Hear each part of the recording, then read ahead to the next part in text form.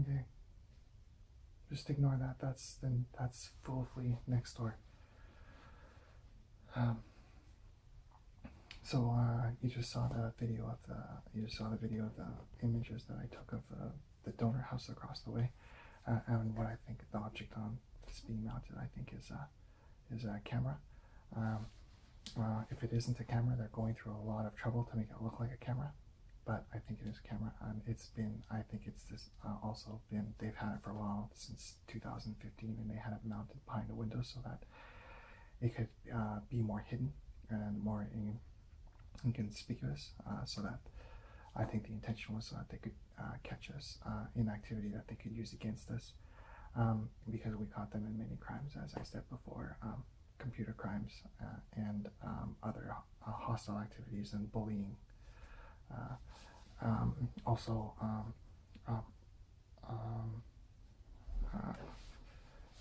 influencing students, from the property manager influencing students to behave in a certain way to encourage us to leave. Like I said before in another video, one of the students actually said that some people are happier living somewhere else if this is a seminary environment, and some people aren't happy living in an environment like this.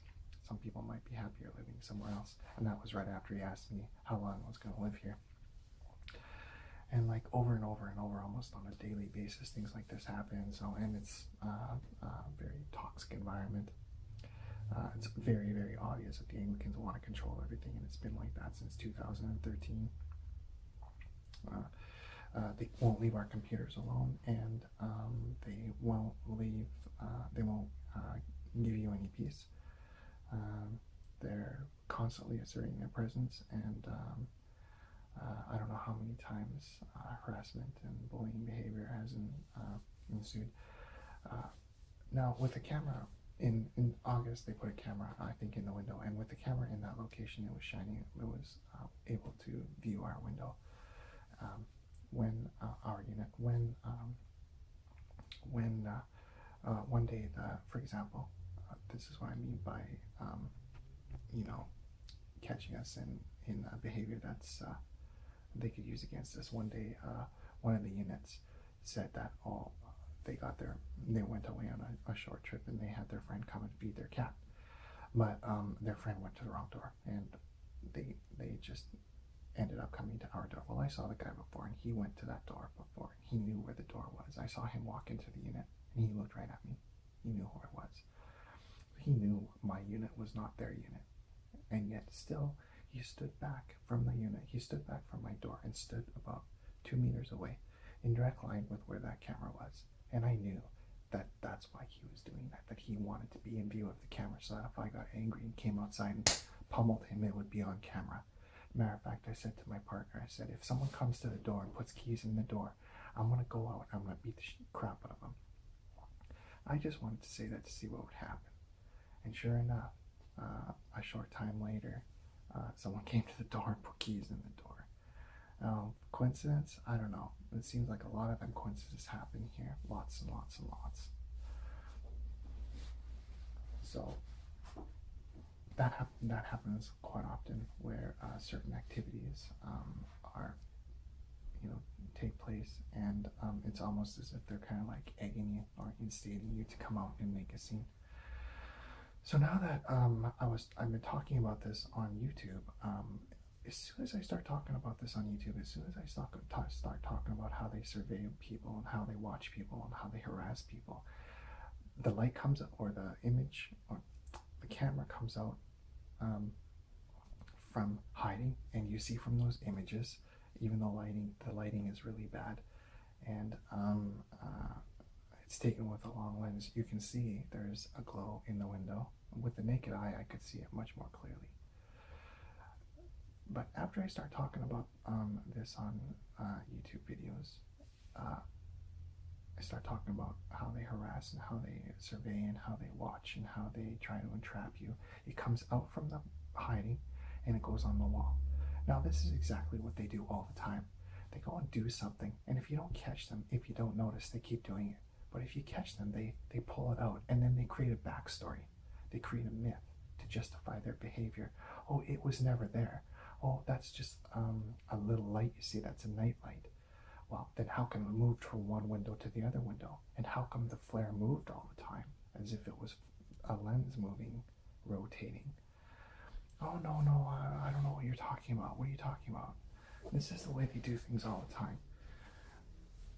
They'll do an activity, they'll see if they can get away with it. They'll get away with it for as long as possible. And if they're called on it, they'll first criticize the person and try to, create deniability for themselves. And also, they want to, deface or defame the person and make them discredit the people and make it so that they're not believable, so that their word isn't worth much. Then after that, they try to create a backstory. They try to cover their ass. They act in ways, oh, no, this is a brand new camera. It's never been up. We just acted that way because, and this is last week, when we come to that last week, they create a situation and then they support their activities. So last week, someone came and smashed on our door really, really hard, like 3 times. It was so loud, it made me jump. Apparently, it was someone coming to visit. It was someone coming to visit them, or someone coming to Jehovah's Witnesses or whatever, but I really don't think so, because they never went from house to house. They just came straight to our door and started slamming. They went next door. Then they came back later on in the day when I was out doing laundry. They came back and they went to the next door where Games Foolfully lives. Now, I went outside, and because they were always putting a key in the screen, I put tape on the screen lock to try and, make it so it's a little bit more difficult for them to get to the lock cylinder on the screen door. It's ridiculous, but this is what you got to do with these people. I went outside. When I came in from doing laundry, I heard talking outside on the sidewalk, and so I know that the people who banged on the door previously in the day had come back again. And I'm starting to feel like, okay, well, I've been here for a while. I know exactly how these people work. They're trying to, harass, and they're trying to get a rise. They're trying to get my goat. So I wait till the noise goes away, and then I walk out and I look at my screen. Well, someone pulled the tape off. Well, this is to instigate. Who in their right mind goes to someone's unit, and if they see tape on the screen, they pull it off? If they're a dickhead, maybe, but I don't think so. I think it was to create a reaction. So the person's like way down in the back. I'm out of view still, so I kind of poke my head around the corner and I kind of look down, 50 yards away, where a group of people are standing, and presumably that's the same group that was in the unit beside me, where Foolfully was. Well, immediately the guy sees me as if he's looking for me. And I just poked my head out. I barely had time to see where the guy was myself. Immediately he puts his hand up and waves. Well, at that point I'm like, okay, well, are you looking for me?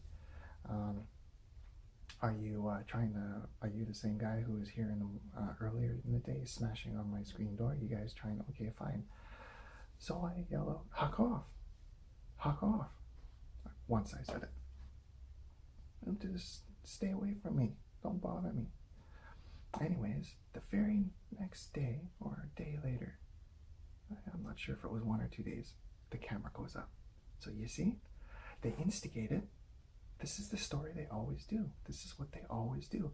They want to do something. They got to bring the camera out from hiding, because they are watching my videos and they see that I realize what they're doing, and they see that I realize they have surveillance on me. So they have to bring it out because they have to cover their ass. If the public finds out that they're hiding videos behind windows to try and catch people and trap people in behavior that's, I think that might be my partner waking up, trap people that's in behavior that they can use against them. Well, that doesn't look good on the church. So they've got to bring it out. So they bring it out. But before they bring it out, they've got to have a reason to bring it out. So the reason is what? Because I'm hostile and mean and nasty. So they try to instigate you, smash on your screen. And if I hadn't gone out and said huck off, they would have continued that behavior for a long period of time. Because last week, one of the Foolfully's friends came by, and I heard like a crash or a bang against our wall as well.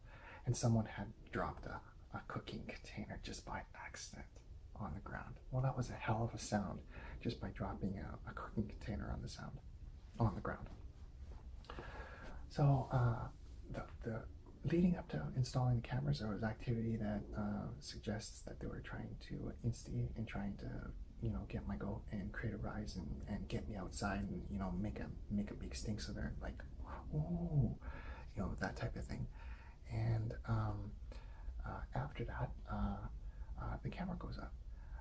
This is like the whole idea of the camera being closed was talked about by a guy named George Monbiot, and I'll leave a link in there if I can, on neoliberalism. And this idea of hiding and being anonymous and hiding in the background is a very neoliberal idea, where which states that the market